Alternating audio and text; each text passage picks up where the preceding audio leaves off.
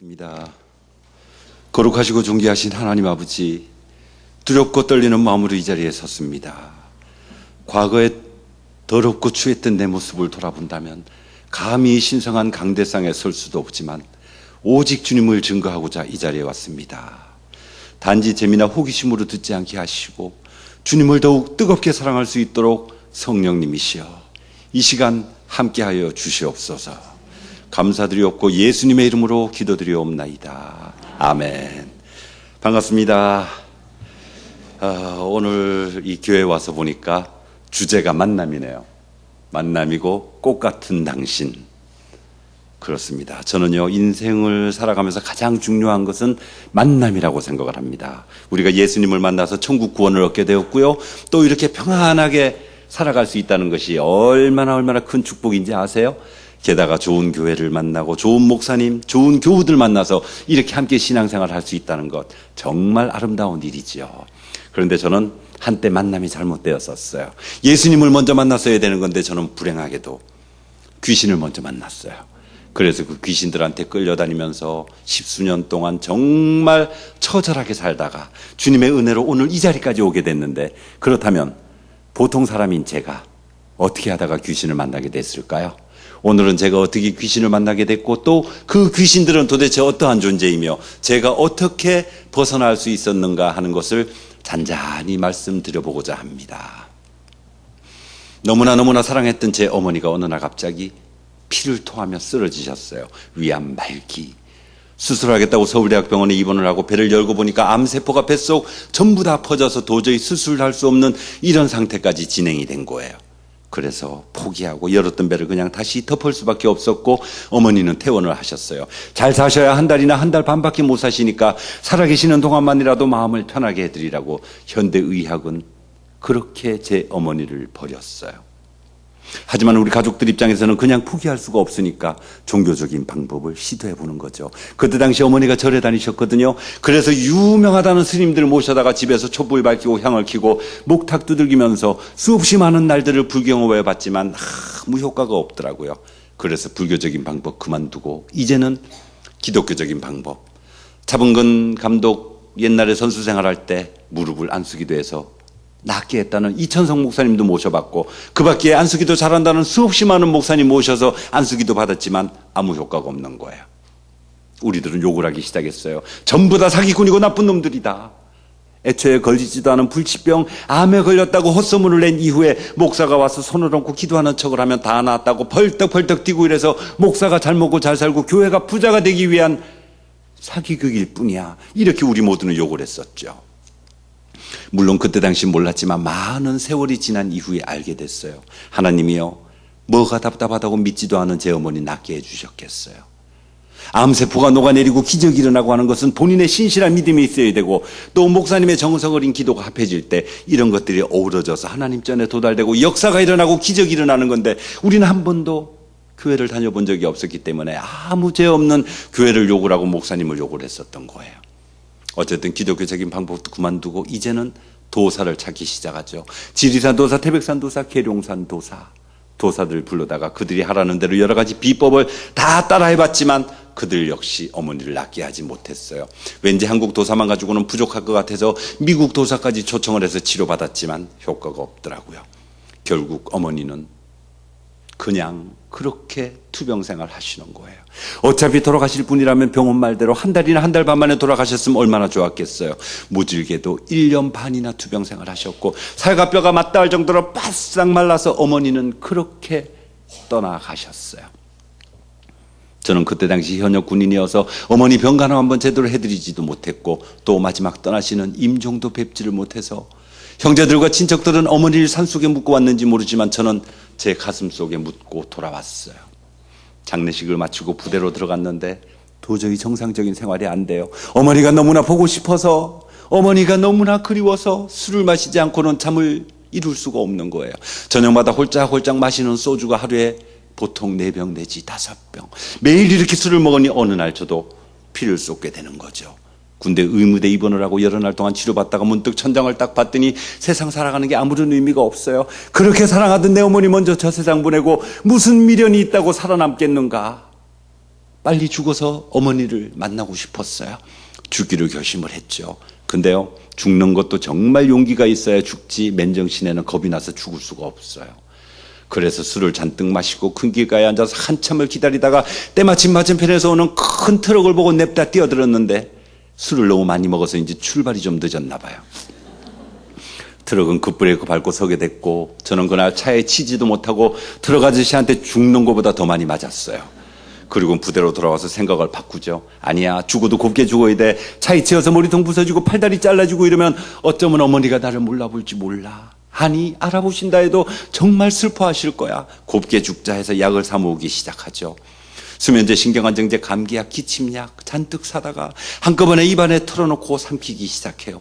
목구멍으로 약은 막 넘어가는데 갑자기 막내 여동생이 떠올랐어요. 어머니 돌아가실 때 15살이었던 우리 막내. 만약에 나까지 죽는다면 얘가 얼마나 더 슬퍼할까 생각을 하니 도저히 죽을 수가 없더라고요. 그래, 죽는 거는 아무 때나 죽을 수 있어. 우리 동생 20살 될 때까지만 죽는 거 참자. 그래가지고 입에 남아있던 약은 다 뱉어내고 자살을 포기했어요. 다음 날부터 불경을 외기 시작하죠. 어머니 돌아가셨을 때 절에서 49제라는 걸 했었는데 그때 어떤 스님이 가르쳐준 불경. 오마모가바이로 차나마하 무드라마니 파드마자바라 풀어봐야 타야훔. 이게 전부인데요. 이 불경을 하루 저녁에 10,000번을 외우면 사람이 살았을 때 지은 모든 죄가 없어지고 하늘에 올라간다 그러는 거예요. 근데 중요한 거는 숫자가 딱 맞아야 된대요. 11,000번을 외워도 무효, 9,999번을 외워도 무효래요. 하루 종일 힘들게 군사훈련을 받고 열심히 불경을 외다가 수천 번이 지나면 저도 숫자가 헷갈려요. 그러면 처음부터 다시. 또 열심히 외다가 숫자가 헷갈리면 또 처음부터 다시. 이렇게 하기를 수도 없이 많은 날을 불경을 외봤지만 한 번도 정확하게 10,000번을 채운 기억은 없고 10,000번을 채웠다 한들 사람의 죄가 없어지고 하늘에 가겠어요? 제가 너무나 슬퍼하니까 불경을 외는 동안만이라도 슬픔을 잊으라고 그냥 하라고 그랬던 것 같더라고요. 어쨌든 불경 외는 것도 그만두고 그냥 군생활을 쭉 하다가 세월은 지나서 드디어 제대를 하게 됐어요. 제대를 하고 코롱에 들어가게 됐는데 4주간 연수훈련 받는 게 있더라고요. 여러 날 동안 연수를 받다가 어느 날 피곤해서 몸을 벽에 기대고 잠깐 쉬고 있었는데 분명히 제 어머니는 돌아가셨는데 앞에서 어머니가 걸어 들어오시는 게 보였어요. 깜짝 놀라서 몸을 일으키면서 엄마. 그런데 어머니가 막 우세요. 우시면서 하시는 말씀. 먹고 싶은 거 참아가며 입고 싶은 거 아껴가며 자식 새끼 길러본들 무슨 소용이 있단 말이더냐. 내가 죽은 지 얼마나 됐다고 네가 벌써 내 생일을 잊어버려 하면서 어머니가 막 우세요. 깜짝 놀라서 어머니 쪽으로 확 뛰어가면서 엄마 그게 무슨 말이에요 그랬는데 없어져 버렸어요. 놀라서 달력을 찾아보고 수첩을 뒤져보니까 음력 6월 8일 정말 제 어머니 생신인 거예요. 기가 막혔죠. 누구보다도 어머니를 사랑한다고 생각했는데 누구보다도 효자라고 생각하며 살아왔는데 어머니 돌아가시고 그 첫 번째 생신마저 잊어버리는 천하의 불효막심한 놈이었어요. 원래 믿지 않는 사람들은 사람 죽으면 돌아오는 첫 번째 생신 차려드리거든요. 회사 연수금 오고 다 제끼고 밖으로 나갔어요. 음식점에 가서 숟가락을 바꾼기에 거꾸로 꽂아두고 젓가락을 반찬 위에 여기저기 옮기고 다녔더니 음식점 주인이 장사 안 돼 죽겠는데 재수없게 미친놈들 왔다고 막 화를 내요. 사정 이야기라고 싹싹 빌어서 어머니 첫 번째 생신은 그렇게 차려드렸고 다시 회사에 들어와서 남은 연수기간을 마치고 본사에 배치를 받게 됐는데 저는요 그때 봤던 그 어머니가 그 당시는 정말 제 어머니인지 알았거든요. 아니에요. 제 어머니가 아니었고 제가 최초로 본 귀신이었던 거예요. 사탄 마귀 귀신은 사람의 가장 약한 부분을 속이고 들어오거든요. 저는 그때만 해도 어머니 얘기만 나오면 눈물 쏟아내고 정신없이 슬퍼하니까 귀신들이 어머니 모습을 하고 나타나서 저를 속이려고 했었던 거죠. 제사만 봐도 확실하게 알 수가 있어요. 제가 예수님을 믿기 전에는 집에서 제사를 할 때 제사상 뒤에 돌아가신 어머니, 아주 어릴 때 배앓이 하다 죽은 제 친누나, 그리고 6.25 때 북한에 끌려가서 돌아가신 외삼촌, 할아버지 할머니, 외할아버지 외할머니 비롯해서 저하고 전혀 관계도 없는 중국의 관우장비까지도 제사상 뒤에 와서 앉아있는 것을 제가 본 적이 있거든요. 근데 제가 예수님을 믿은 이후에 보니까 옛날에 봤던 그 조상들은 하나도 없는 거예요. 어디서 왔는지 정체도 알 수 없는 시커먼 귀신들이 제사상 뒤에 와서 앉아있더라니까요. 그제서야 저는 알게 됐어요. 그래, 우리가 다 속고 있는 거구나 하는 것을 확실하게 알게 됐고, 어쨌든 연수를 마치고 본사에 배치를 받고 근무를 하는데 어느 날 또다시 우리 어머니가 생각이 나기 시작해요. 정말 착하고 선하게 사셨는데 우리 어머니 하늘나라 가서 편하게 잘 계실까 확인을 하고 싶었어요. 근데 확인을 할 방법이 있어야죠. 점을 보러 가기로 한 거예요. 그때까지는 한 번도 점을 본 적이 없었지만 혹시라도 내 어머니 소식을 들을까 해서 점을 보러 가기로 했는데, 그때 당시 이제 서울에 미아리, 정릉, 신촌, 연세대학교 근처에 무당집이 많았거든요. 어딜 갈까 고민하다가 그래도 대학 근처 무당이 조금은 더 똑똑할 거야 해서 연세대학교 앞으로, 그 굴다리 앞으로 갔어요. 그랬더니 어린애 귀신을 모시고 있다는 동자서원이라는 무당집이 있어요. 용기를 내서 딱 들어갔는데 무당 아줌마가 얼마나 무섭게 생겼는지 몰라요. 굵은 파마에서 막 머리가 구불구불구불하고 목에 염줄 몇 개씩 감고 있고 팔에 단줄을 끼고 주먹만한 귀걸이를 하고 있는데 귀걸이가 얼마나 크든지 꼭 버스 손잡이만 해요. 아무리 좋게 봐주려고 해도 영락없는 아프리카 토인 같은 거예요. 근데 놀랍게도 그 무당 아줌마가 저를 보더니 더 무서워해요. 저를 보자마자 자기 손톱으로 자기 목을 쥐어 뜯으면서 숨 막혀 죽으니까 여기 들어오지 마 해서 전 무당집 안방에 들어가지도 못했어요. 문지방을 사이에 두고 마루에 앉았고 무당 아줌마 안방에 앉아 점을 보게 됐는데 그 아줌마 하는 첫 말, 다 알면서 뭘 물어보러 왔어? 죽은 네 엄마한테나 물어봐라. 아줌마 그게 무슨 말이에요? 네 엄마가 원이 많고 한이 많아서 하늘 날아가지 못하고 구천을 떠돌아다니다가 네 몸에 와서 붙어 계시다 이놈아. 저는 그냥 조용히 일어났어요. 재수없게 무당집 잘못 골라 들어왔네. 꼭 아프리카 토인 같은 게 퇴퇴퇴 침 3번 뱉고 나왔죠. 그리고 미아리도 가고 정릉도 가봤는데 똑같은 대답. 제가 귀신 들렸다 그래요. 기가 막혔어요. 아니야 한 번을 가더라도 좀 비싸더라도 용한 데를 가봐야 돼 해서 물어서 국무총리 공관 앞에 가면 휘파람 부는 여자가 있다 그러는 거예요. 여기를 찾아갔는데 여기도 역시 똑같은 대답. 제가 귀신 들린 거 확실히 맞고 그 귀신을 받아들이지 않으면 신병에 걸려서 시름시름 앓다가 결국은 제가 죽게 되고 제가 죽은 이후에 누님이나 어린 여동생이 무당을 해야 된다 그러는 거예요. 그 소리가 제 발목을 꽉 움켜 잡았어요. 내가 하지 않으면 누나나 여동생이 무당을 해야 된다고? 그날 밤부터 수없이 많은 밤을 눈물 콧물 범벅이 되면서 고민을 하다가 결심을 하죠. 그래, 누나나 여동생이 무당하는 것보다는 차라리 내가 희생을 하자 해서 드디어 내림굿을 받아요. 이때가 1984년 음력 7월 5일.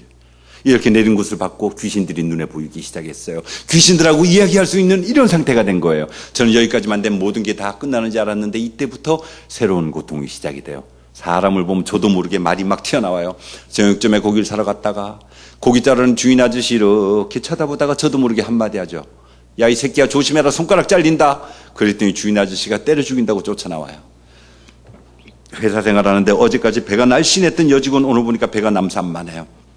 고개를 털고 눈을 비비고 다시 쳐다봤는데 금방이라도 아기를 낳을 것 같아요. 회의실로 불러서 물어봤어요. 대단히 실례의 말씀인데 혹시 임신하지 않았습니까? 이게 어디 시집도 안 간 처녀한테 물어볼 말이에요? 맞아 죽을 말이죠. 근데 이 여직원이 깜짝 놀라면서 뒤로 주저앉아요. 저 다음 달에 결혼해요.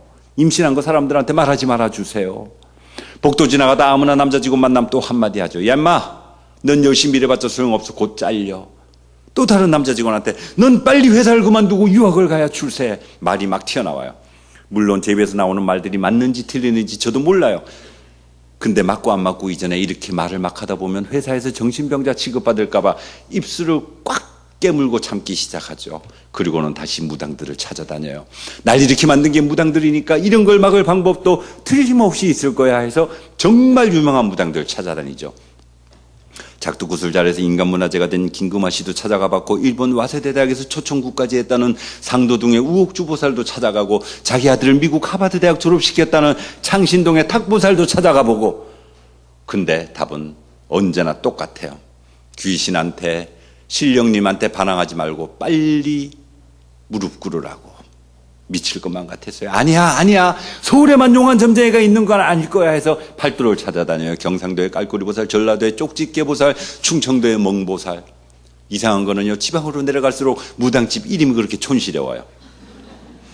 그래도 답은 똑같아요. 제가 결국은 무당을 해야 된다 그래요. 미칠 것만 같았죠. 일요일만 되면, 공휴일만 되면 팔도를 이렇게 유명한 무당들 찾아다니다가 우연히 어떤 스님 출신 법사를 만나게 돼요. 그래도 스님 출신이다 보니까 일반 무당들보다는 훨씬 유식하고 점잖더라고요. 이분 하시는 말씀 3가지만 잘하면 몸에 귀신은 붙어있다 하더라도 최소한 직업 무당은 하지 않을 수가 있대요. 귀가 번쩍 뜨여서 무조건 따라하기로 하죠. 첫 번째, 1년에 한두 번씩 귀신들을 대우해주고 달래주는 진적구슬하고, 두 번째 명산대천 다니면서 기도를 하고, 세 번째 밤마다 귀신들한테 기도를 하면 된대요. 근데 이것도 만만치 않아요. 그때 당시 대기업 한 달 봉급이 27만 원 정도일 때 신굿 한 번 하는 거는 200만 원이에요. 요새는 물어보니까 신굿 한 번 하는데 2천만 원에서 3천만 원 받는다 그러더라고요. 와, 미칠 것만 같았죠. 정말 수단과 방법을 안 가리고 악착같이 돈을 모아서 어쨌든 10년이 넘도록 한 해도 걸르지 않고 굿은 꼭 했어요. 두 번째 명산대천이요. 혼자 멀리 있는 산들에 다니기 힘들잖아요.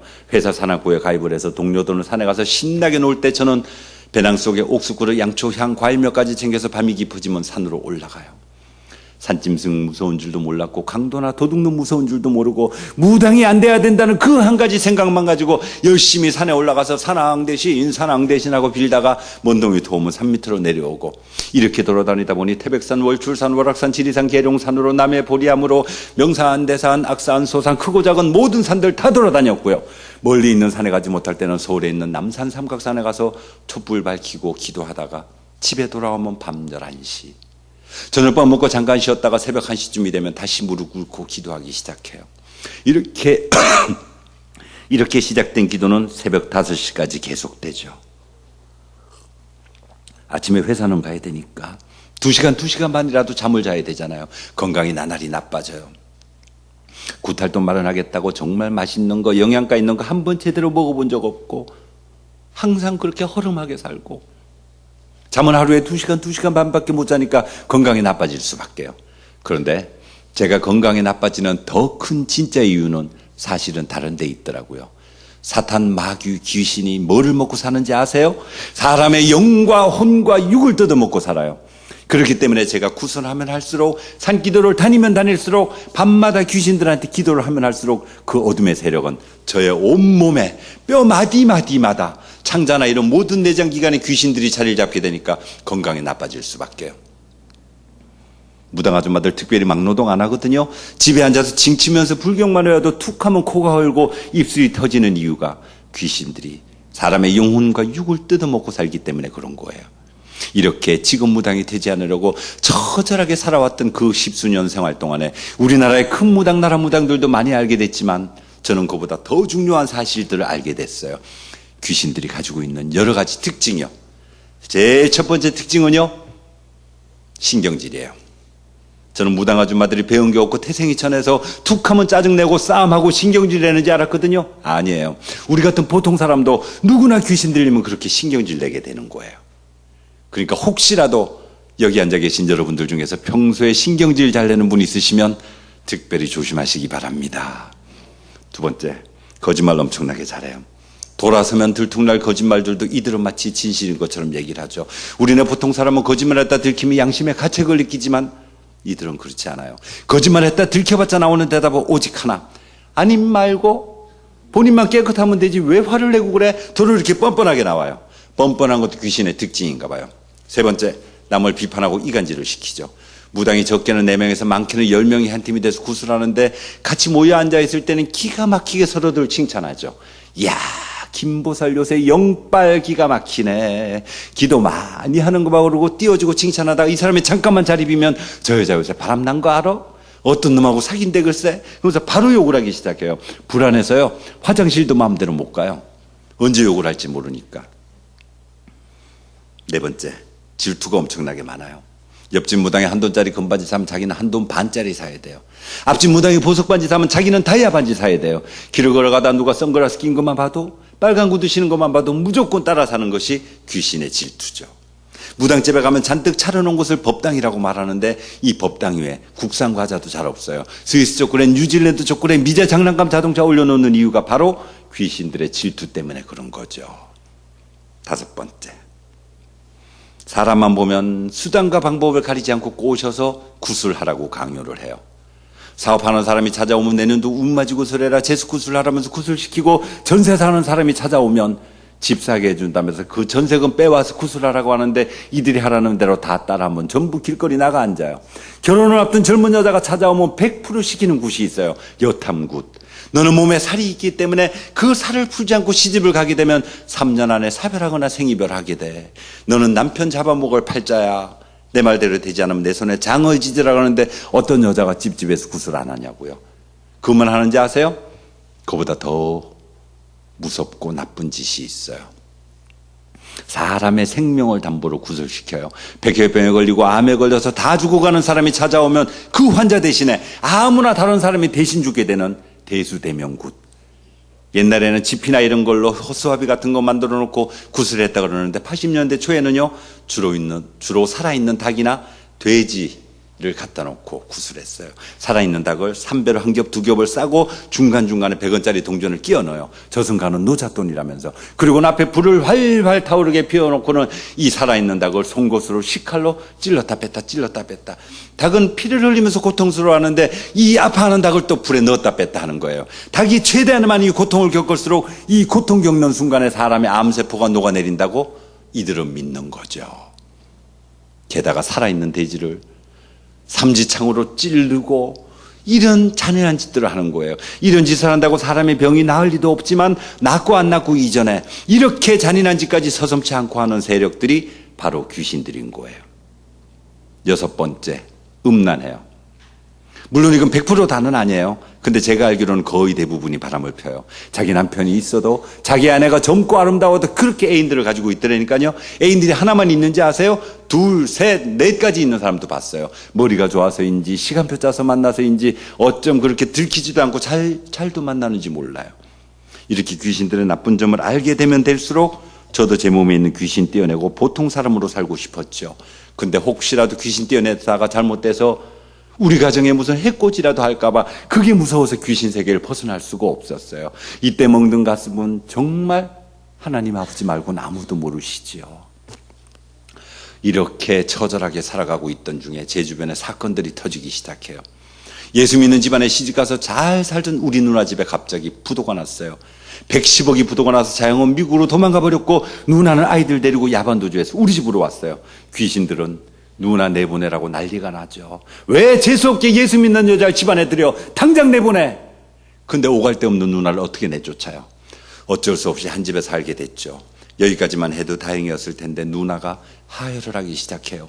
여자들은 굉장히 놀라거나 충격을 받으면 피를 쏟게 되는 수가 있다 그러더라고요. 그 부도의 충격으로 누나가 하혈을 하는데 병원 갈 생각은 하지 않고 오히려 40일 작정 철학기도를 시작하더라고요. 그랬더니 귀신들이 더 난리가 나고 뒤집어지죠. 저는 귀신들이 시키는 대로 누나가 교회 가지 못하게 막기 시작했어요. 누나 이렇게 부도가 나는 것도 막아주지 못하는 그런 능력 없는 예수 뭐가 좋다고 계속 믿어요. 내가 용원 점쟁이 하나 소개할 테니까 점이나 한번 보고 굿이나 한번 합시다 했더니 누나는 눈을 감으면서 딱 한마디 하는 거예요. 주여. 이게 듣는 입장에서 얼마나 기분 나쁜지 아시죠? 약이 올라서는 막 덮어보세요. 누나 내가 진짜 이런 말까지 하고 싶지 않았는데 이제 보니 누나는 부도가 나는 게 너무나 당연하네.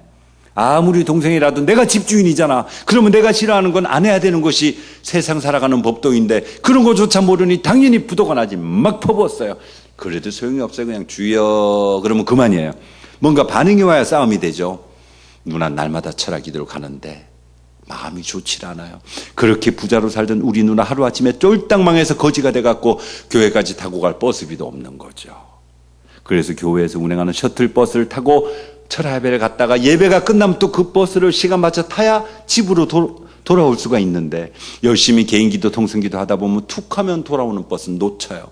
그 추운 겨울날 집까지 걸어오면 새벽 3시가 넘어요. 손발이 꽁꽁 얼고 얼굴이 새파랗게 얼어서 오는 누나의 모습을 볼 때마다 마음이 너무나 짠하고 안 좋더라고요. 그래서 제가 생각을 조금 바꿨어요.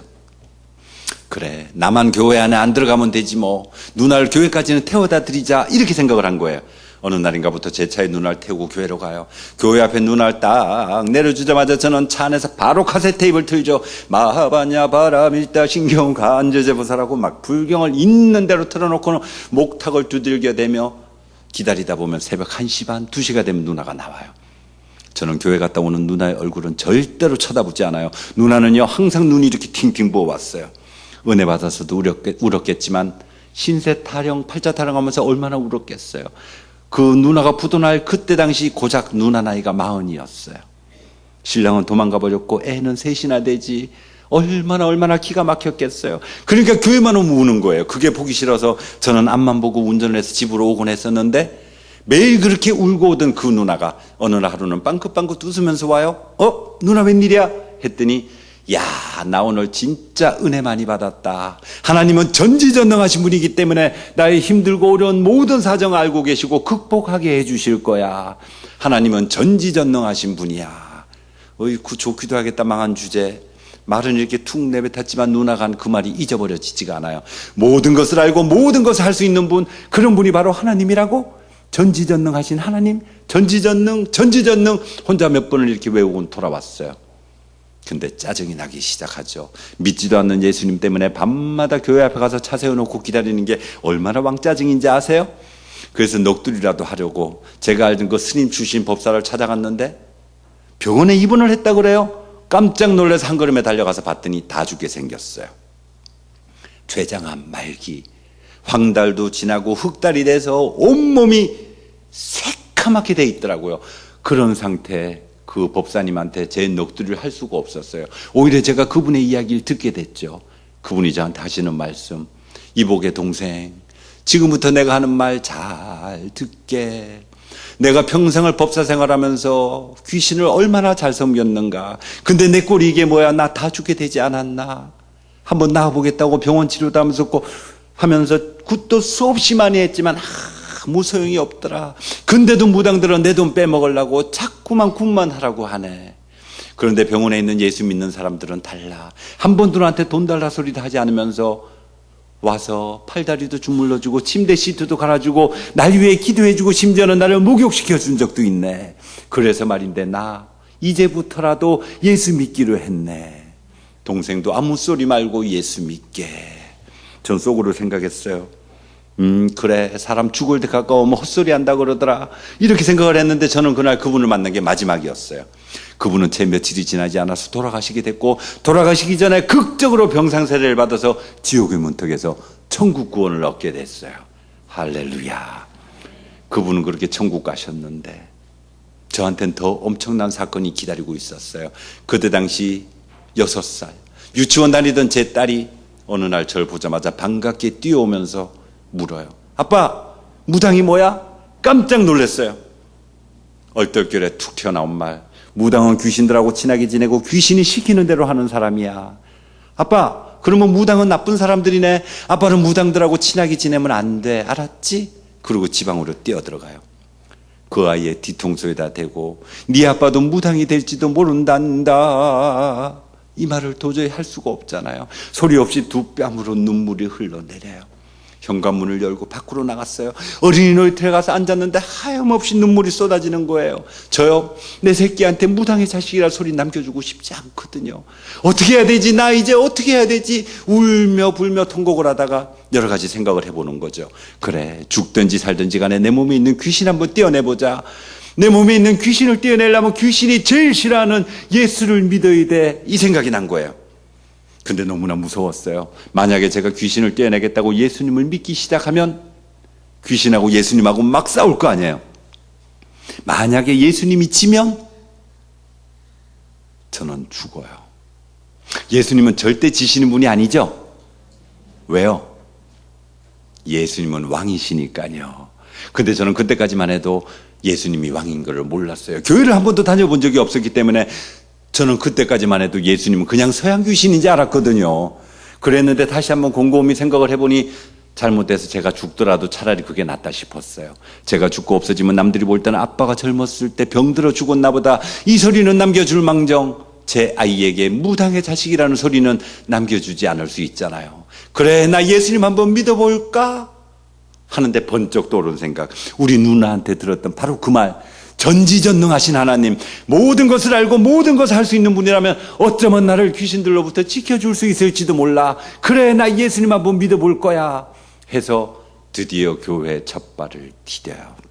이때가 1992년 5월 6일 죽기를 각오하고 교회를 오는 거예요.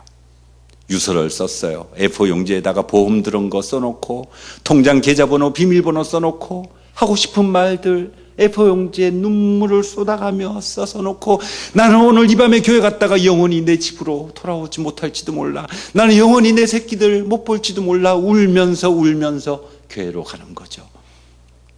저는 그렇게 무섭고 두렵고 떨리는데 우리 누나 냉정하기도 하지. 야, 너 교회 가는 건 좋은데 내 옆에 앉지 말고 떨어져 앉아. 나 들어가면서 오른쪽으로 가면 너 왼쪽으로 가고 예배 끝나면 밖에서 만나서 같이 오자. 그래서 제가 삐졌잖아요. 그래, 떨어져 앉자. 뭐 꿀 발라놨냐? 삐졌어요. 누나는요, 교회 들어오면서부터 눈물이 흘러내렸거든요. 그 눈물을 보이고 싶지 않아서 떨어져 앉자고 했는데 제가 밴댕이 속이라서 삐졌던 거예요. 어쨌든 누나가 딱 들어가면서 오른쪽으로 가고 나면 전 뒤따라 들어가면서 강대상을 쳐다보고 최대한 공손하게 절을 하며 들어가죠. 산으로 들로 돌아다니면서 큰 바위 큰 나무만 봐도 돌 쌓아놓은 것만 봐도 약수터에만 가도 천하대장군 지하 여장군을 만나도 무조건 합장하고 저는 절을 하는 게 생활화되어 있었거든요. 최대한 예의 바르게 절을 딱 하고 나서 눈을 떴더니요, 다른 사람은 아무도 절 안 하고 그냥 막 들어가요. 그래서 전 처음부터 욕했잖아요. 야, 예수 믿는 것들 진짜 매너 없네. 한 놈도 절 안 하고 그냥 막 들어가는구만. 이렇게 욕을 하고 교회로 들어왔어요. 열심히 목사님 설교 말씀을 듣고 예배가 끝났는데 와, 아무 탈 없이 쌩쌩하게 살아있다는 거 아니에요. 얼마나 좋았는지 아세요? 너무나 신이 나서 그 다음날 또 교회를 누나를 따라왔어요.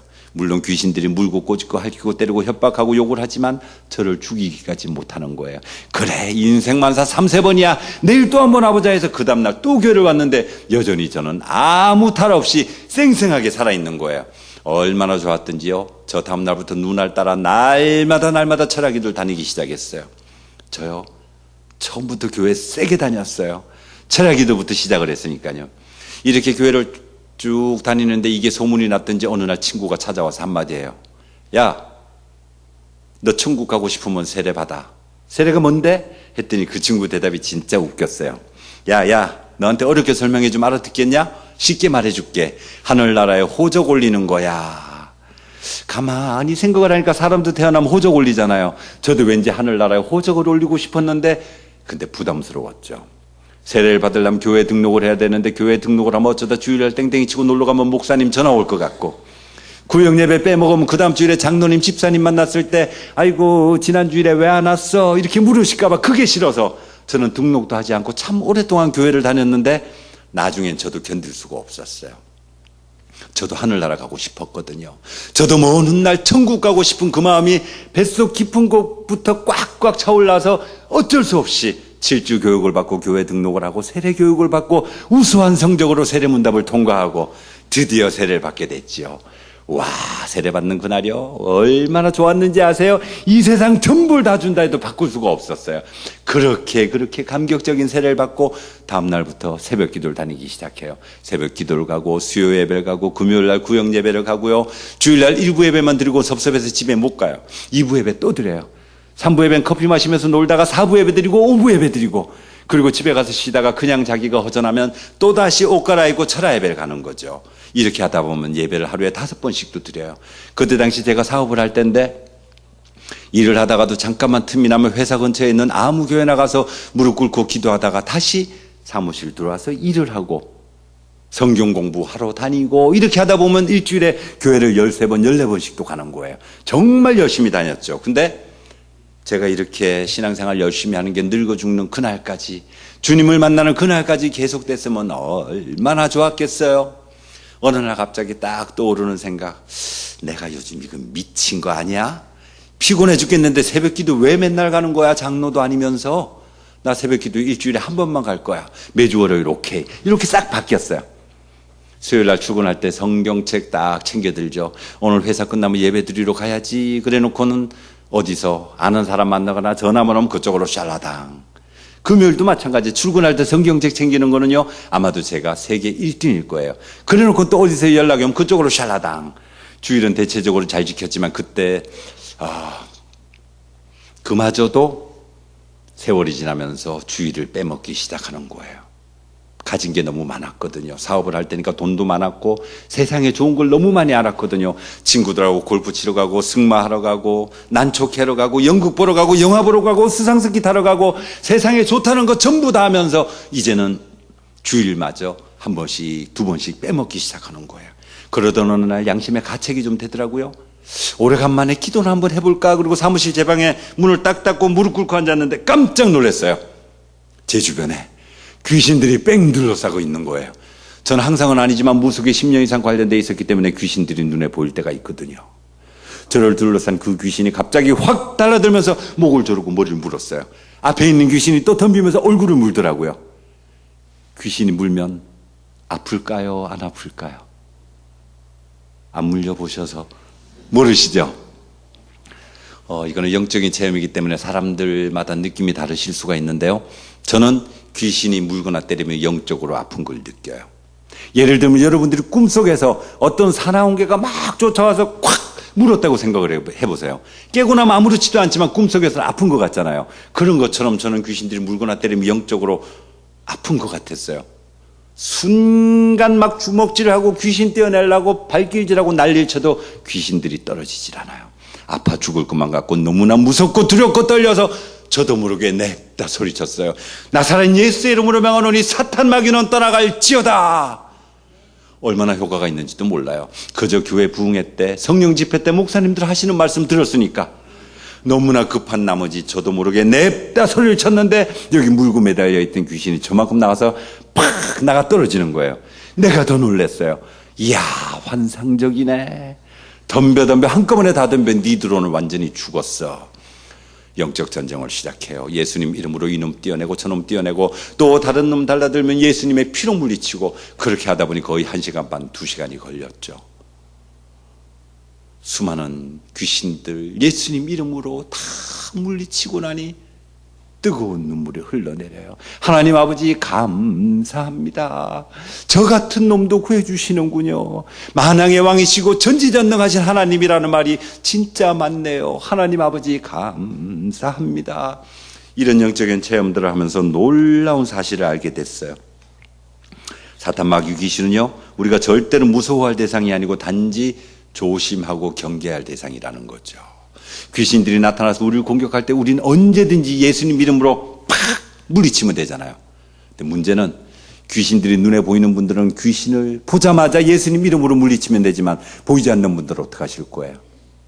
여러분들 눈에 귀신이 보이세요? 안 보이시면 어떻게 하실 건데요?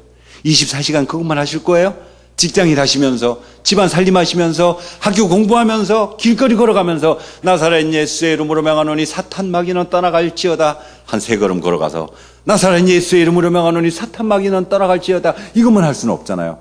도대체 귀신이 안 보이는 분들은 어떻게 귀신을 떼어내지? 고민을 하다가 드디어 방법을 찾아냈잖아요. 귀신들이 나타나서 우리를 공격할 때 우리가 예수님 이름으로 물리치는 것보다 더 좋은 방법은요, 애초에 저와 여러분들 근처에 귀신들이 훨씬 더 못하게 하는 게 최고잖아요. 귀신들이 여러분들 근처에 절대로 가까이 못 오게 하는 방법 가르쳐 드릴까요? 비법인데. 좋아요. 제가 오늘 특별히 가르쳐 드릴 테니까요, 절대 밖에 나가시면 다른 교회 분들 가르쳐 주시지 마세요. 저는요, 신앙생활은 비행기하고 똑같다고 생각을 해요. 비행기가 몸통 있고 양쪽 날개 있거든요. 마찬가지. 비행기 몸통과 같은 것이 바로 우리가 예배 드리는 것이고 양쪽 날개는 말씀 믿고 기도하는 거예요. 비행기 날개 아무리 폼나고 멋있게 만들어놨어도 몸통이 없으면 그거 비행기 아니잖아요.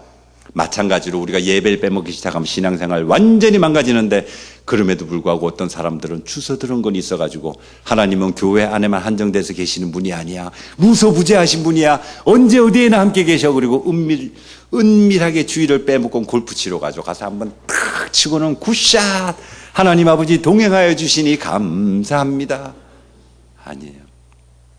요즘 같은 때 단풍놀이철이 되면 몸살 나시는 어르신들 계세요. 아이고, 내가 살면 얼마나 살 길았고, 설악산 단풍이 좋다는데 내장산도 만만치 않다는데 단풍놀이 가고 싶어서 몸살 나시는 분들이 계세요.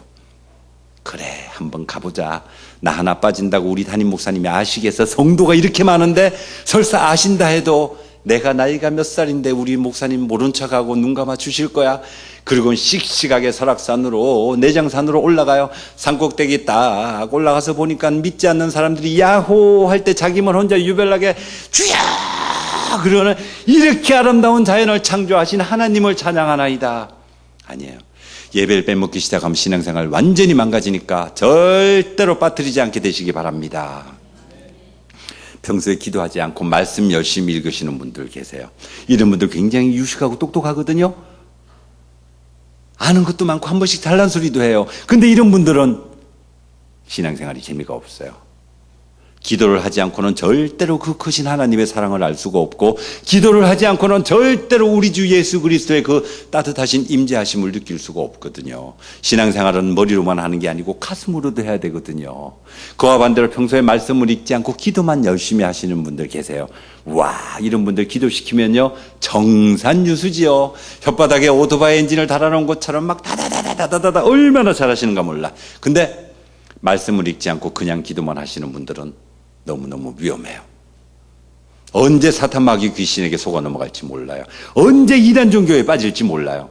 90년대 초에 서울의 망원동에 사이비 종교단체에 있었거든요. 그들은 전부 다 죽지 않고 산채로 하늘로 들려 올라간다 그랬어요. 그 사이비 교주의 말에 속아서 전 재산 갖다 바치고 직장 그만두고 학교 그만두고 단체로 합숙 생활을 하기 시작하죠. 그리고 그 이단 사이비 교주가 말한 바로 그날 깨끗하게 목욕 재개하고 흰옷으로 갈아입고 밤 12시 땡 할 때 전원이 팔을 쫙 들었는데 한 사람도 못 올라갔잖아요. 그 사람들이 왜 속았는지 아세요? 말씀을 읽지 않아서 그래요. 딱 한 줄만 읽었어도 마지막 날은 하늘의 천사도 모르고 아들도 모르고 오직 아버지 하나님만 아시느니라. 노아의 때와 같이 인자의 임함도 그러하리라. 이거 한 줄만 읽었어도 그런 이단 사이비 교주에게 속아 넘어가지 않죠. 저는요 아무리 유명한 사람이 말해도 성경에 위배되는 말을 하면 절대로 믿지 않아요. 마찬가지죠. 여러분들도 예배 잘 드리고 말씀 읽고 기도하시고 그러면 저와 여러분들 근처에 사탄 마귀 귀신이 훨씬 더 못하게 되리라 믿습니다. 이것이 바로 비법인 거죠. 이렇게 쭉 신앙생활을 하다가요 저도 전도 가고 싶었어요. 회사 근처에 머리가 이때만한 사람이 왔다 갔다 하는 걸 발견을 했어요. 이유는 모르지만 그 사람을 전도하고 싶었어요. 지금도 이렇게 생각해도 제가 그때 왜 그랬는지 몰라요. 하지만 저는 그 사람만 보면 저 사람한테 내가 복음을 전해야 되는데 예수님께 인도해야 되는데 한 영혼을 구해야 되는데 이 생각이 막 불처럼 일어났어요. 몇 날 며칠을 이렇게 지켜봤더니 거의 아침에 같은 시간에 커피 자판기 앞에 나와요. 됐다 싶었어요. 저도 그 시간을 맞춰서 짠 나타나죠. 그리고는 최대한 화사하게 웃으면서 안녕하세요. 좋은 아침이죠. 커피 한 잔 드릴까요? 웃으면서 커피 배줬어요. 그리고 또 다음날 시간 맞춰 제가 짠 나타나요. 안녕하세요. 커피 오케이? 저요 하루 300원씩 과감하게 투자했어요. 제 딴에는 저 정말 화사하게 웃으면서 가까이 갔다고 생각을 했는데 나중에 그 사람이 저한테 그래요. 저 처음 만났을 때 진짜 느끼하게 보이더래. 느끼하든지 말든지 친해져야 복음을 전하니까 날마다 그렇게 웃으면서 가까이 갔는데 나중에 알고 보니까 그 사람이 우리나라 조폭 두목인 거 있죠. 간이 벌렁벌렁벌렁하고 막 온몸에 소름이 쫙 끼쳤어요. 그래도 용기를 잊지 않고 계속 접근을 하고 그러면서 많이 친해졌어요. 그래서 그 사람 아버지 팔순잔치에도 초청받아가고 어머니 칠순잔치에 초청받아가고 그랬더니 전국에서 그 아버지 팔순잔치에 전국 조폭이 1000명이 더 온 거예요. 거기서 경상도 조폭도 소개받고 전라도 조폭도 소개받고 충청도 조폭도 소개받고 해서 수많은 조폭을 제가 알게 됐죠. 중간 보스급 조폭도 만나고 새끼 조폭도 만나고 그들을 만날 때마다 때를 얻든지 못 얻든지 끊임없이 복음을 전하는 거예요. 전라도 순천에 집회를 갔더니 그쪽 교회 조폭들이 와가지고 맨 앞자리 이래 앉아 있는 거예요. 제가 설교 끝나고 내려오니까 형님 수고하셨습니다. 그런 복음을 끊임없이 대구에 갔을 때도 대구 지역 조폭들이 와가지고 형님 그중에 몇 명은 드디어 교회 출석하기 시작했어요. 할렐루야. 그들 중에 아내는 몇 사람은 또 세례를 받은 사람들도 있고요. 제가 개인적으로 바라고 원하옵기는 그 조직의 총두목이 온전히 그 세계를 청산하고 주님을 믿을 수 있다면 중간 보스들, 새끼 조폭들 굴비 엮듯이 주렁주렁 매달려서 주님을 믿게 되지 않을까 해서 지금까지도 기도하고 있어요. 며칠 전에는 싱가포르 조폭이 또 찾아왔더라고요. 한국에 오랜만에 들어왔다고.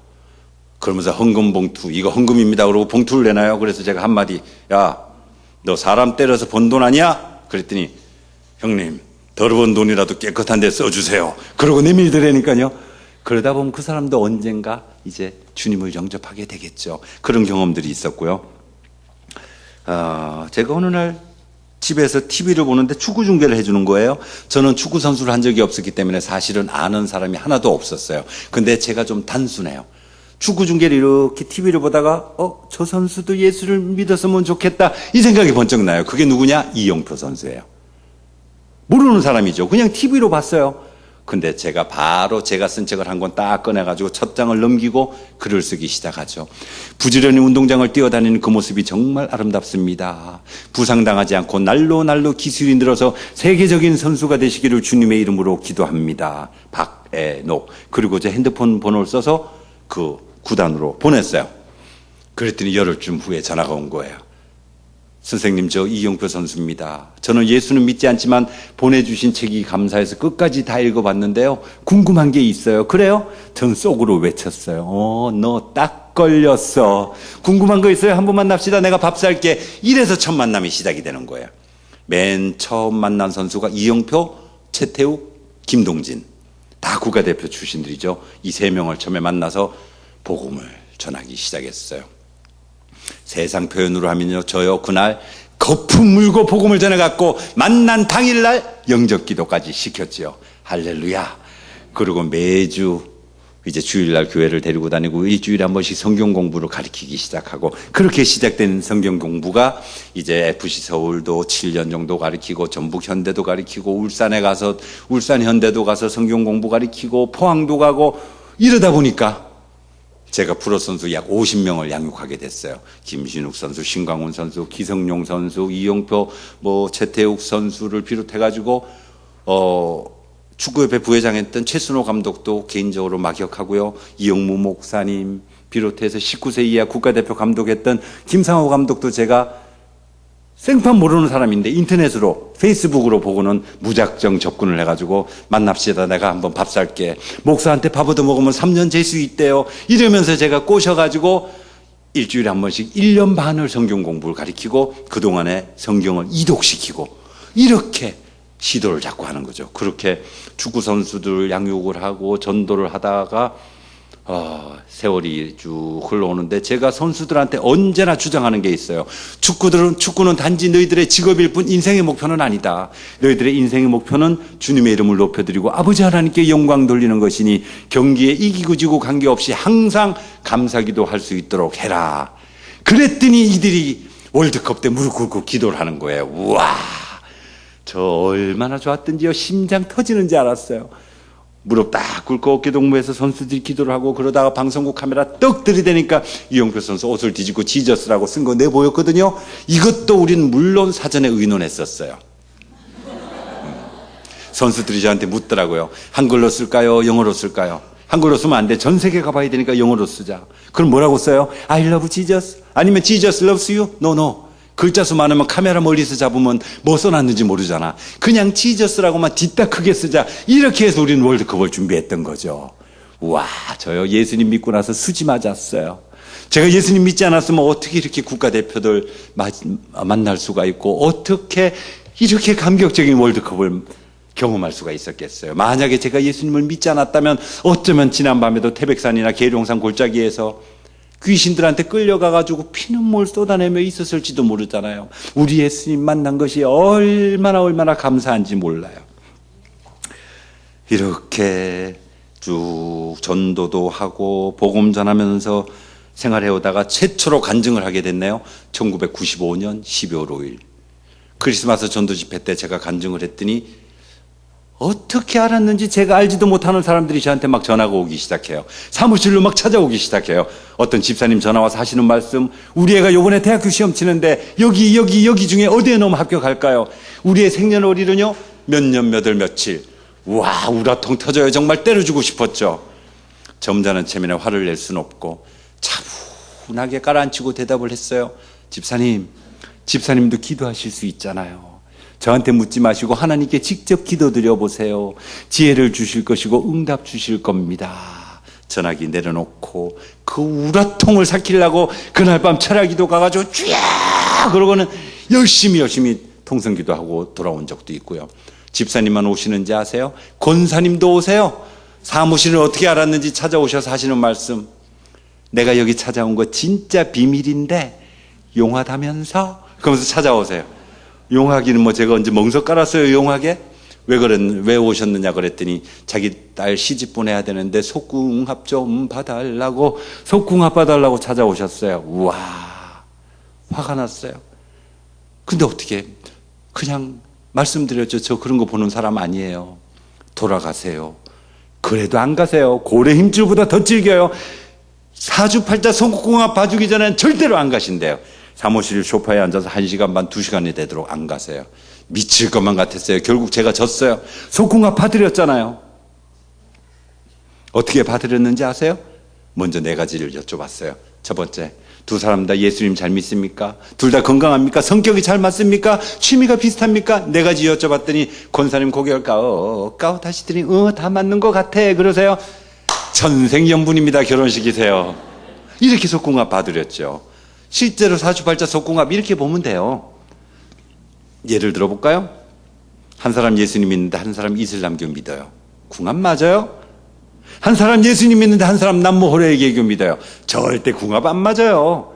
그럼 취미로 말씀드려볼까요? 한 사람은 산을 좋아해서 등산 가자, 꽃놀이 가자, 단풍놀이 가자 하는데 한 사람은 물을 좋아해서 수영장 가자, 스키장 가자, 해수욕장 가자, 낚시 가자, 이런 부부간에 싸움할 수밖에 없어요.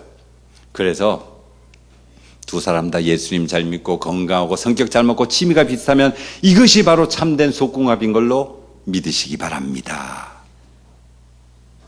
왜 이렇게 아멘 소리가 기운이 없죠?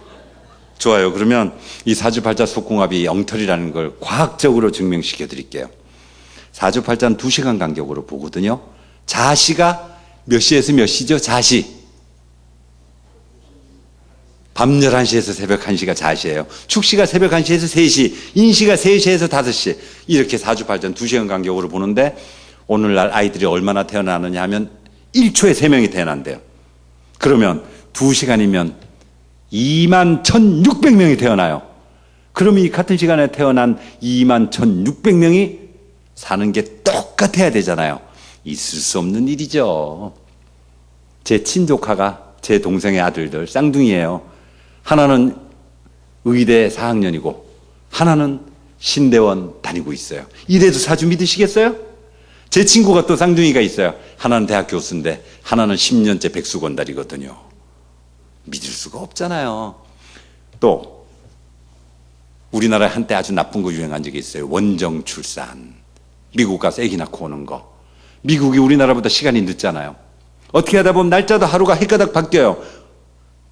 자, 만삭이 몸으로 비행기 타고 날아가요. 붕 날아가다가 왜 날짜 변경선 되기 전에 비행기 안에서 아기 나면 한국 날짜로 사주 보면 되죠. 날짜 변경선 지나서 아기 나면 미국 날짜로 사주 보면 되는데 만약에 이 비행기가 날짜 변경선을 지나갈 때 산모가 아기를 낳는 중이면 한국 날짜로 사주 볼까요? 미국 날짜로 사주 볼까요? 볼 수가 없잖아요. 그럼 우리나라 사례를 한번 봐요. 88 올림픽 할 때 우리나라 썸머타임 했어요. 1시간 앞으로 땡기는 거 올림픽 할 때요. 근데 지금 우리나라 썸머타임 안 하죠. 그렇다면 88년도에 태어난 아이들은 그때 시간으로 사주 보는 게 맞나요? 지금 시간으로 사주 보는 게 맞나요? 다 엉터리예요. 맞을 수가 없어요. 그럼에도 불구하고 어떤 분들은 그러죠. 사주팔자 보는 건 학문이고 통계니까 우상숭배 아니야. 그러면서 철학관에 가시는 분들이 있어요. 그런 분들에게 성경 구절 하나 알려드리고 싶어요. 누가 철학과 헛된 속임수로 너희 영혼을 노락할까 주의하라. 골로새서 2장 8절. 재미로라도 절대 이런 거 하지 않게 되시기 바랍니다. 제가 교회를 다니면서 가장 놀란 사건은요. 교회 안에 무당들이 있는 거 아세요? 설마 여긴 그런 분 안 계시겠죠? 근데 웬만한 교회 가면 다 무당들이 있어요. 더 재미난 거는 제가 볼 땐 분명히 무당인데 그들은 자기 자신을 표현할 때 예언의 은사를 받았다고 주장을 해요. 그 예언의 은사 받았다는 사람들 중에 어쩌다가 하나쯤은 진짜 예언의 은사가 있겠죠. 근데 제가 볼 때는 99% 다 무당이에요. 기독교 무당, 예수 무당. 한 예로 우리나라 12월 14일 날 전쟁 난다고 난리 쳤던 어떤 여자 전도사 있죠. 전쟁 났나요? 안 났잖아요. IT에 있는 어떤 흑인 목사가 또 주장한 적이 있어요. 한국에 전쟁이 난다. 난리 났죠. 그 목사 유명하니 뭐니 그러고 난리 났는데 그 사람들 특징은 뭐냐. 만약에 전쟁이 나면 내가 예언한 거야. 그러고 전쟁이 안 나면 우리가 열심히 기도해서 전쟁 안 났어. 다 이 식이거든요. 엉터리예요.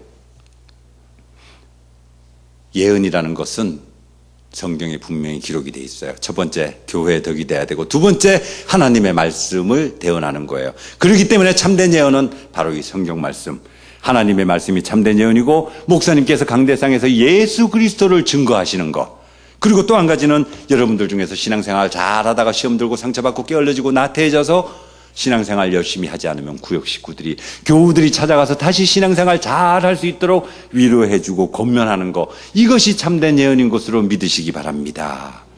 누가 감히 사람의 앞날을, 누가 감히 사람의 기륭화복을 얘기하라 그랬어요. 이거 전부 다 점이에요. 제가 우리나라 오지에 집회를 한번 하러 갔더니 그 교회 제법 직분이 높으신 분이 은밀하게 저를 부르시더니 한 말씀 하세요. 요새 우리 교회 부흥이 잘 안 되는데 혹시 터가 나빠서 그런 거 아니지 기도 한 번만 해보세요. 이게 무슨 기도예요? 점이죠. 절대 속지 않게 되시기 바랍니다.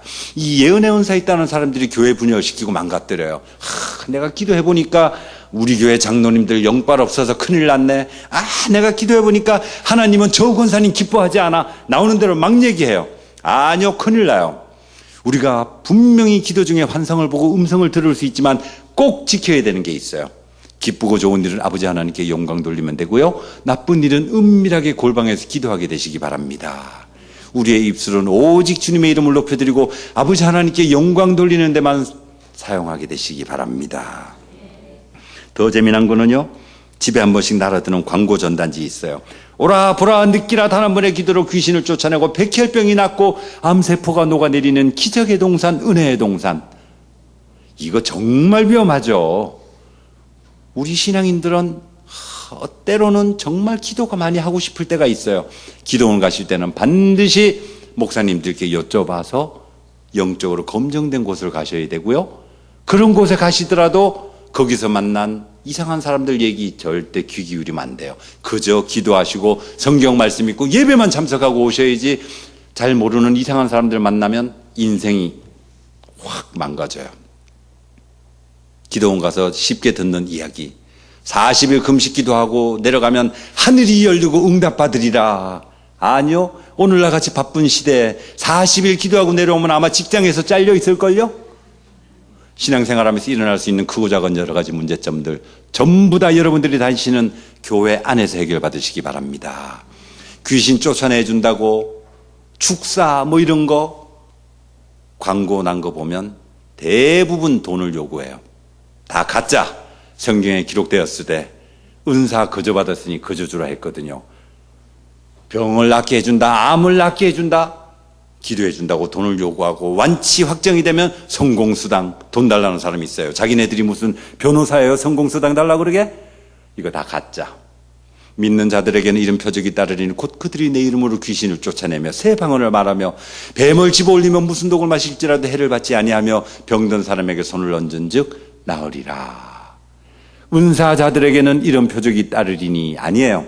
믿는 자들에게는 이런 표적이 따르리니, 여기 계신 여러분 모두가 예수님 이름으로 귀신을 쫓아낼 수 있고요, 여러분 모두가 병든 사람에게 손을 얹고 기도하면 낫게 할 수 있으리라 믿습니다. 물론 병원 치료 함께 해야 되겠지만 때로는 믿음으로 손을 얹고 기도해 보세요. 여러분들이 기적을 체험하실 거예요.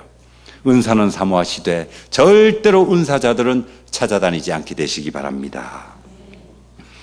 이렇게 쭉 신앙생활 하다가 정말 제 인생을 송두리째 바꾼 엄청난 사건이 터졌어요. TV에서 선교 프로그램을 한번 방송해 준 적이 있어요.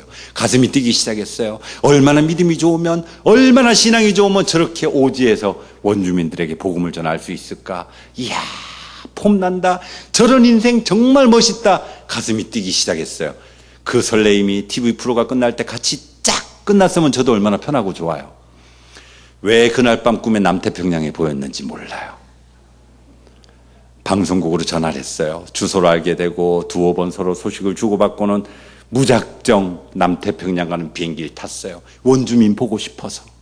원주민 또 보면 제가 뭐 할 거예요? 외국인들을 보면 제가 한국인 원주민이잖아요. 근데 원주민들이 그렇게 전 보고 싶었어요. 사업 때문에 바빠서 도저히 못 간다는 친구 억지로 한 놈 잡아다가 같이 갔죠. 혼자 가긴 겁이 나니까.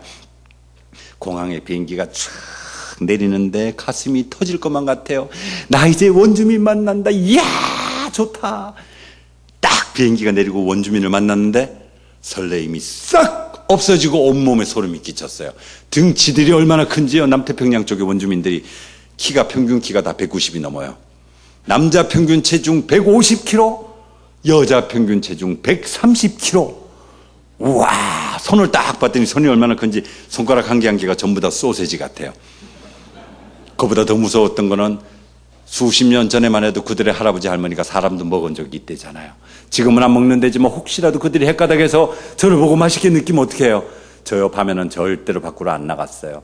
낮에도 조심하면서 다니다가 몇 날 며칠이 지나고 드디어 주일이 됐어요.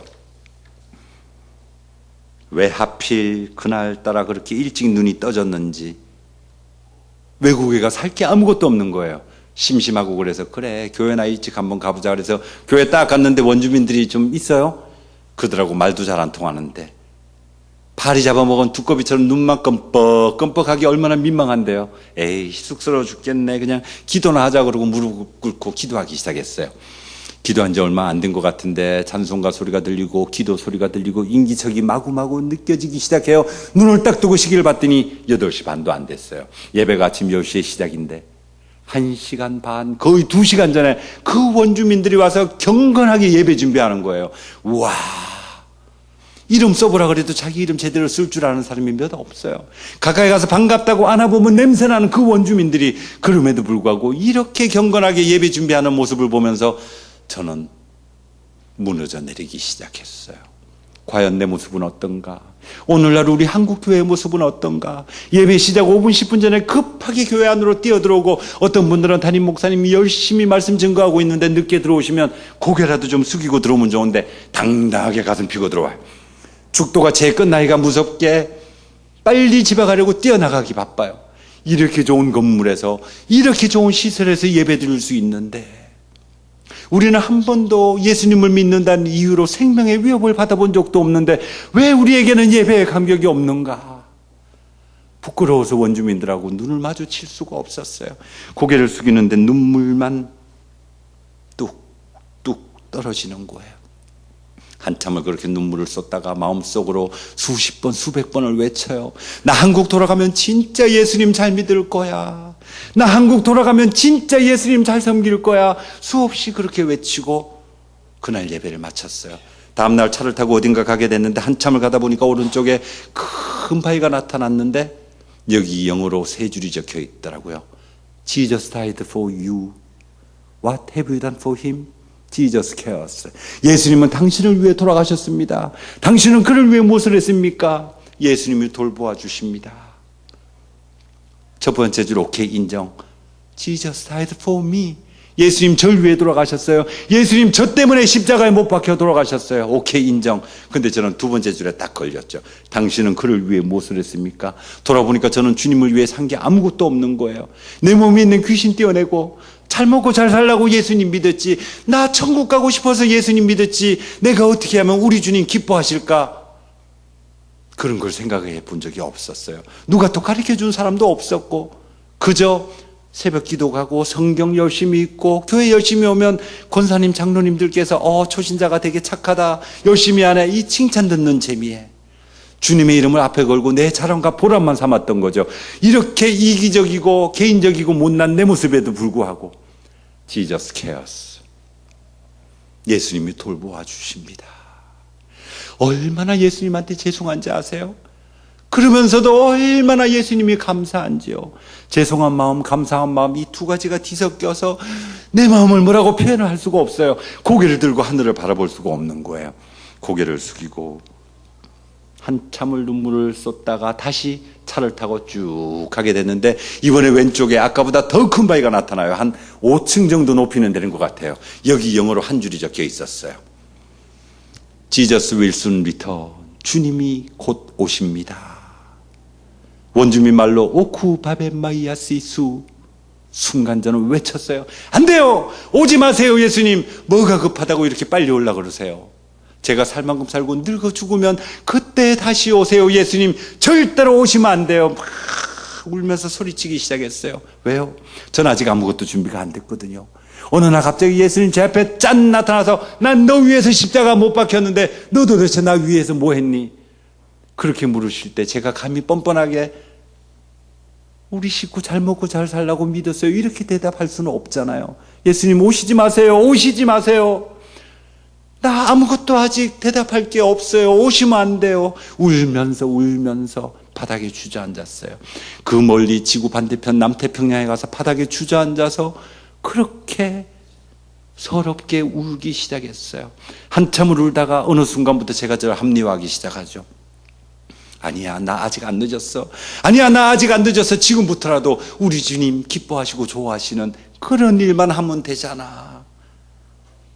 그러면 주님이 가장 기뻐하시고 좋아하시는 것은 무엇일까요? 바로 사람의 영혼이지요. 저와 여러분들의 영혼, 아직까지 주님을 영접하지 못하고 있는 그 잃어버린 영혼들, 지구촌 구석구석에 버려진 듯이 살고 있는 그 원주민들의 영혼까지도요. 저 남태평양 가서 한 거 아무것도 없거든요. 가서 울기만 하다가 돌아왔어요. 하지만 한 가지는 확실히 알고 돌아왔죠. 우리 모두는 주님 안에서 한 가족이 되어야 된다는 거. 그리고 주님이 우리에게 주신 지상명령, 예루살렘과 온 유대와 사마리아와 땅끝까지 이르러 내 증인이 되어야 하리라. 땅끝이 어디일까요? 남미 정글이요? 아프리카 사막이요? 남태평양이요? 아니에요. 여러분들이 살고 계신 그곳 앞집, 뒷집 혹은 옆집에 주님을 믿지 않는 사람이 살고 계시다면 그곳이 바로 땅끝이지요. 때를 얻든지 못 얻든지 끊임없이 복음을 증거해서 한 영혼이라도 더 함께 천국에 갈 수 있으면 좋겠어요. 여기 중간 통로 너무 넓어요. 여기 지금 탱크도 지나가요. 여기 보조의자 놓고 앉고 빈자리 꽉꽉 채우고 그래도 부족해서 이 위에까지 강단에까지 다 올라와서 함께 예배 드릴 수 있었으면 좋겠어요. 단지 머리 숫자 누리자는 게 아니에요. 함께 천국 가자는 거죠. 이렇게 좋은 예수님 나만 잘 믿고 나만 천국 가지 말고 우리 모두 함께 가자는 거죠. 그런데 여러분들 한 가지는 꼭 아셔야 돼요. 여러분들 가슴 속에 영혼을 사랑하는 그 사랑이 있어야 된다는 거예요. 아무리 좋은 선물을 가지고 또 좋은 말로 하나님은 당신을 사랑하십니다. 저는 당신과 함께 천국 가기 원합니다. 암만 외쳐보세요. 여러분들 가슴 속에 영혼을 사랑하는 그 마음이 없으면 단 하나의 영혼도 구해낼 수가 없어요. 제가 교도소에 14년째 다니는데요. 수많은 사람들이 저한테 충고를 해요. 그 흉악범들 너무 친하게 지내지 말라고. 사랑은 주지 말고 그냥 복음만 전하라고. 저는 그런 말 들을 때마다 혼란이 와요. 도대체 이게 무슨 소리지? 사랑은 주지 말고 복음만 전하라고? 사랑이 없이 어떻게 복음을 전해요? 지난번에 교도소 갔을 때 강도 살인 육범이 저를 보자마자 반갑게 뛰어나오면서 제 앞에서 바지를 훌렁 내려요. 깜짝 놀라서 야 임마 바지 왜 내려 했더니 목사님이 사주신 팬티 입고 나왔어요. 알아서 봤으니까 얼른 올려 임마. 그랬더니 바지 주춤주춤 올려요. 그랬더니 저를 이렇게 쳐다보더니 울어요. 야 금방 웃으면서 나오더니 왜 울어? 왜? 그래도 대답도 안 하고 그냥 울어요. 야 이놈아 너 울다 웃다 그럼 너 어디 털나? 왜? 말을 해야 알지. 그랬더니 그제서야 하는 말. 자기가 교도소 들어온 지 10수년이 넘도록 부모 형제 친구 친척 아무도 찾아오지 않고 모두가 다 자기를 버렸는데 왜 목사님은 저한테 천국 가야 된다면서 예수 믿으라고 하시는 거예요? 왜 영치금 넣어주고 내복 사주시고 성경책 사주시는 거예요? 왜요? 근데 제가 뭐라고 대답을 해야 될지 순간 아무 생각이 떠오르지 않았어요. 그냥 그 뺨에 흐르는 눈물 제 손으로 닦아주면서 꼭 안아줬어요. 그리고는 한마디, 예수님이 나한테 주신 사랑을 나도 너한테 전해주고 싶어서 그래. 그리고는 안아줬어요. 저는 교도소 가면 안아주고 품어주고 등 두들겨주고 뺨을 비비고 그렇게 해요. 물론 남자 재소자만요. 여자 재소자 막 덤벙덤벙 안으면 바로 고발당해요, 요새는. 어쨌든 그렇게 사랑을 줘야 구할 수가 있어요. 얼마 전에는요, 무속에 21년 동안 있었던,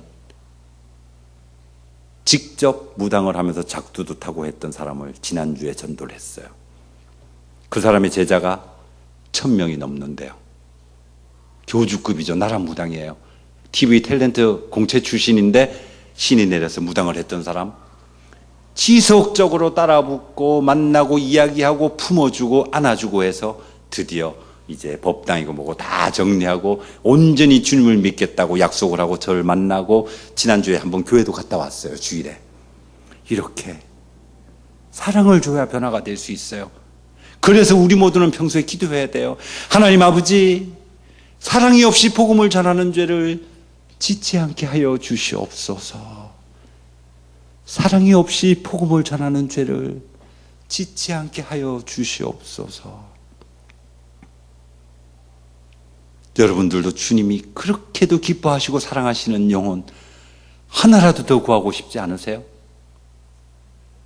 지금 이 시간 이후부터요, 예수님을 전하고 싶어서, 복음을 말하고 싶어서 몸살나고 몸부림치는 여러분들이 되시기를 주님의 이름으로 기도합니다. 기도하겠습니다.